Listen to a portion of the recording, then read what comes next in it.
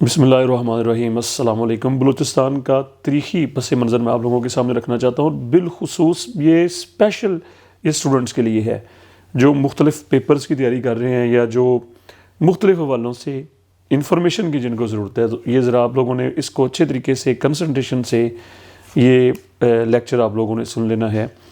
سب سے پہلے ہمارے ذہن میں یہ سوال آتا ہے کہ جب پاکستان بنا تھا، پاکستان کے قیام کے وقت یا قیام سے پہلے بلوچستان کی صورتحال کیا تھی؟ تو جب پاکستان بن رہا تھا، قیام پاکستان کے وقت بلوچستان بیسیکلی 5 خود مختار آزاد ریاستوں کے اوپر مشتمل تھا۔ یعنی یہ پوائنٹ کلیئر ہو گیا کہ جب پاکستان بن رہا تھا، یہ 1947 سے پہلے کی بات ہے، تو اس وقت بلوچستان 5 آزاد ریاستوں کے اوپر مشتمل تھا۔ یعنی کہ اس کو ہم ایک بلوچستان نہیں کہہ سکتے، یا بلوچستان اس کے لیے یوں کہہ لیں کہ لفظ اس کے لیے بھی بولا نہیں جاتا تھا۔ اس کے یہ دراصل 5 آزاد ریاستیں تھیں، جن میں سے یہ ذرا اس کو نوٹ کر لیں۔ سب سے بڑی جو اسٹیٹ تھی وہ کلات تھی۔ سب سے بڑی جو اسٹیٹ تھی وہ کلات تھی، ٹھیک ہے، خان آف کلات والی۔ اس کے علاوہ یہ مکران، خران، بیلا اور برٹش بلوچستان، یہ ٹوٹل 5 ریاستیں تھیں۔ یعنی کہ کلات سب سے بڑی، جس طرح سے میں نے کہا، اس کے بعد مکران، خران، بیلا اور برٹش بلوچستان، یہ 5 تھیں۔ تو کلات چونکہ جس طرح سے میں نے کہا کہ یہ سب سے بڑی اسٹیٹ تھی، یہ سب سے بڑی ریاست تھی۔ اس کی سرحدیں ایک طرف قندھار افغانستان تک جا رہی تھیں، دوسری طرف یہ کراچی، اور ایک طرف سے یہ ایران تک۔ یہ اتنا بڑا ایریا تھا کلات کا، یہ سب سے بڑی تھی۔ اور یہاں پر بلوچی اور براہوی بولنے والے، یا کہہ لیں کہ نسل کے لوگ، بلوچ نسل کے لوگ اور براہوی نسل کے لوگ یہاں پر موجود تھے۔ اور یہ کلات کے بارے میں یہ کہا جاتا ہے کہ یہ 1405 میں یہ معرض وجود میں آئی۔ یعنی کہ 1405 تک اس کی ہسٹری جو ہے وہ محفوظ ہے، 1405 تک، 1405۔ بہرحال یہ 1876 میں 1876 میں بلوچستان کے ایک حصے کے اوپر، یعنی کہ کوئٹہ کہہ لیں، کوئٹے کے اوپر کلات، اس کے اوپر انگریزوں نے قبضہ کر لیا۔ کلات خاص اس کا مرکز تھا کوئٹہ، سارے کلات کے اوپر نہیں۔ اور پھر اس کا جو گرد و نواح کا علاقہ جو تھا، کوئٹے کے گرد و نواح کا جو علاقہ تھا، وہ انگریزوں نے لیز پر لیا۔ یہ پوائنٹ آپ لوگوں نے اپنے ذہن میں رکھ لینا ہے کہ 1876 میں انگریزوں نے کوئٹے پر قبضہ کر لیا، اور جو اس کا جو نواحی علاقہ تھا وہ خان آف کلات سے لیز پر باقاعدہ وہ پیسے دیتے تھے۔ خان آف کلات کو انگریز پیسے دیتے تھے، وہ ایریا جو وہ استعمال کر رہے تھے انگریز۔ تو یہ 1876 کی بات ہے۔ اور اس طرح سے یہ پھر یہ برٹش بلوچستان معرض وجود میں آیا۔ یہ اس کے لیے بلوچستان کا جو لفظ استعمال کیا گیا، برٹش بلوچستان۔ اچھا، یہاں پر یہ بات بھی ہے کہ انگریز گورنمنٹ جو تھی، ان کا زیادہ تر جو فوکس تھا وہ پشتون بیلٹ کے اوپر تھا، پشتون علاقوں کے اوپر تھا، یعنی کہ جو افغان سرحد کے ساتھ ساتھ جو ایریاز ہیں۔ تو اس وجہ سے وہ کلات کے اوپر ہی پھر ان کا زیادہ فوکس رہا۔ اور باقی جو 4 ریاستیں تھیں وہ ایک لحاظ سے ہم یہ کہہ سکتے ہیں کہ وہ خود مختار ہی نہیں۔ یعنی کہ ہم یہ بتانا یہ چاہ رہے ہیں کہ جب پاکستان ابھی بنا نہیں تھا تو بلوچستان دراصل یہ 5 آزاد ریاستوں کا نام تھا۔ ان میں سب سے بڑی، جس طرح سے میں نے بتایا، کہ وہ کلات کی اسٹیٹ تھی۔ اب جب پاکستان بنا، یعنی کہ یہ پاکستان بننے سے پہلے، یعنی کہ کلات کی ہسٹری کے بارے میں بھی میں نے یہ بتا دیا کہ یہ 1405 تک اس کی ہسٹری جو ہے وہ محفوظ ہے۔ اور یہ کہا جاتا ہے کہ 1405 میں کلات معرض وجود میں، کلات کی جو اسٹیٹ تھی۔ اب جب پاکستان بنا تو چونکہ جو رول تھا جو انگریزوں نے وضع کیا کہ جو انڈیپینڈنٹ جو اسٹیٹس تھیں بہت زیادہ تھیں، وہ 500-600، تو ان کو یہ رائٹ دیا گیا کہ وہ چاہے تو پاکستان کے ساتھ الحاق کر لیں اور چاہے تو ہندوستان میں چلے جائیں۔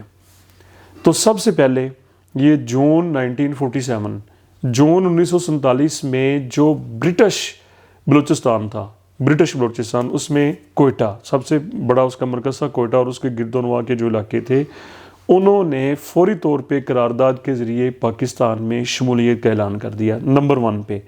برٹش بلوچستان نے جون 1947 میں۔ اسی طرح پھر یہ مکران اور دوسرا جو تھا بیلا کی ریاست نے بھی چند دنوں کے بعد پاکستان میں، مکران اور بیلا کی ریاست نے بھی تھوڑے دنوں کے بعد ہی، چند دنوں کے اندر ہی پاکستان میں شمولیت کا اعلان کر دیا، اور باقی رہ گئی سب سے بڑی جو ریاست تھی کلات۔ اب یہاں پر بڑی ایک عجیب بھی کہہ لیں یا دلچسپ صورتحال کہ خان آف کلات اپنے سرداروں کو قائل کر رہے تھے اور ان کو بڑا ٹائم لگا، وہ مان نہیں رہے تھے، وہ پاکستان میں شمولیت کو پسند نہیں کر رہے تھے۔ کلات کے جو بڑے سردار تھے، خان آف کلات بڑی کوشش کر رہے تھے اور ان کو کافی وقت لگ گیا، کوئی 4-5 ماہ اسی کام کے اوپر ان کو قائل کرنے میں، ان کو کنونس کرنے میں، کہ اسی دوران یہ خبریں وائرل ہونا شروع ہو گئی۔ اس وقت چونکہ ریڈیو کا دور تھا تو آل انڈیا ریڈیو سے یہ خبر نشر ہو گئی کہ کلات کی جو ریاست ہے انہوں نے ہندوستان میں جانے کا فیصلہ کر لیا ہے، انڈیا کے اندر کے ساتھ شمولیت وہ اختیار کرنے جا رہے ہیں۔ تو یہ افراتفری کا ماحول، ہم تو سوشل میڈیا کو سمجھتے ہیں، جس طرح سے کوئی خبر چلتی ہے تو پھر کس طرح سے، تو یہ ایک افراتفری کا جو سما جو تھا وہ بن گیا کہ یہ کیسے ہو سکتا ہے کہ باقی ریاستیں پاکستان میں جا رہی ہیں تو کلات آخر کیوں ہندوستان میں جانے کی سوچ رہے ہیں۔ تو اسی دوران جو خان آف کلات تھے، ان کا نام تھا میر احمد یار خان صاحب، انہوں نے، اب یہ بات آ گئی مارچ 1948 کی، 30 مارچ انہوں نے قائد اعظم رحمۃ اللہ علیہ کے ساتھ ملاقات کی۔ خان آف کلات نے، میر احمد یار خان ان کا نام تھا، یہ نام بھی ذرا نوٹ کر لیں۔ خان آف کلات میر احمد یار خان نے، جب یہ خبریں وائرل ہوئی، وجہ یہ بنی کہ جب یہ خبریں نشر ہو گئیں بلکہ آل انڈیا ریڈیو سے کہ جی کلات نے انڈیا کے ساتھ جو ہے وہ جانے کا فیصلہ کر لیا ہے، تو 30 مارچ 1948 کو خان آف کلات نے قائد اعظم کے ساتھ، میر احمد یار خان صاحب نے قائد اعظم کے ساتھ ملاقات کی اور انہوں نے پاکستان میں شمولیت کا اعلان کر دیا۔ یہ ذرا یہاں پر پوائنٹ ذرا نوٹ کر لیں۔ لیکن اعلان تو انہوں نے کر دیا نواب میر احمد یار خان صاحب نے، لیکن اس کے جو سردار تھے، اس کی جو کیبنٹ تھی اور اس کا بھائی پرنس عبد الکریم خان، انہوں نے اس فیصلے کو مانا ہی نہیں۔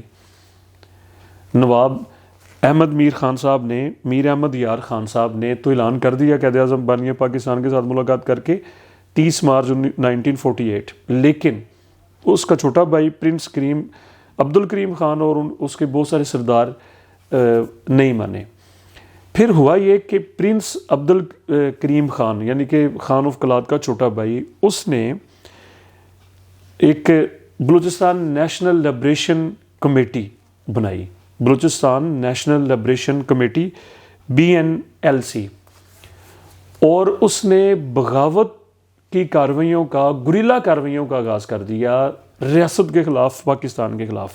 یہ 48 کی بات ہے، 1948 کی، یعنی کہ میر احمد یار خان جو خان آف کلات تھے، ان کے چھوٹے بھائی پرنس عبد الکریم خان نے بلوچستان لبریشن ایک کمیٹی بنائی BNLC کے نام سے، اور گریلا کارروائیوں کا پاکستان کے خلاف، اسٹیٹ کے خلاف کارروائیوں کا آغاز کر دیا۔ اب یہ 1948 میں پاکستان کو مجبوراً پہلی دفعہ فوج بھیجنا پڑی بلوچستان میں، جس کے اثرات آج تک، جس کے نتائج آج تک ہم بھگت رہے ہیں، آج تک وہ ناراض ہیں اور آج تک وہ جو بھی معاملات ہیں وہ ہمارے سامنے ہیں۔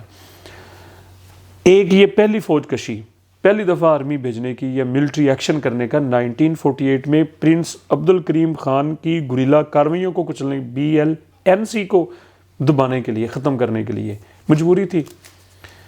دوسرا یہ ہوا کہ جب ایوب خان کی گورنمنٹ چل رہی تھی تو ان دنوں چونکہ آبادی کے لحاظ سے جو اس وقت کا جو بنگلہ دیش ہے، مشرقی پاکستان، ان کی ووٹ زیادہ تھے، تو گورنمنٹ جو یہاں کی گورنمنٹ جو تھی، انہوں نے فیصلہ کیا ایوب گورنمنٹ نے کہ ہم ان چاروں صوبوں کو ملا کے ایک صوبہ ڈکلیئر کر دیتے ہیں 1 یونٹ، تاکہ ہماری جو ووٹ ہیں وہ بنگلہ دیش سے بڑھ جائیں گے، اور اس طرح سے تھوٹی اسٹیبلشمنٹ یہ چاہ رہی تھی کہ پاور ہمارے پاس رہے، وہ وہاں پر نہ جائے۔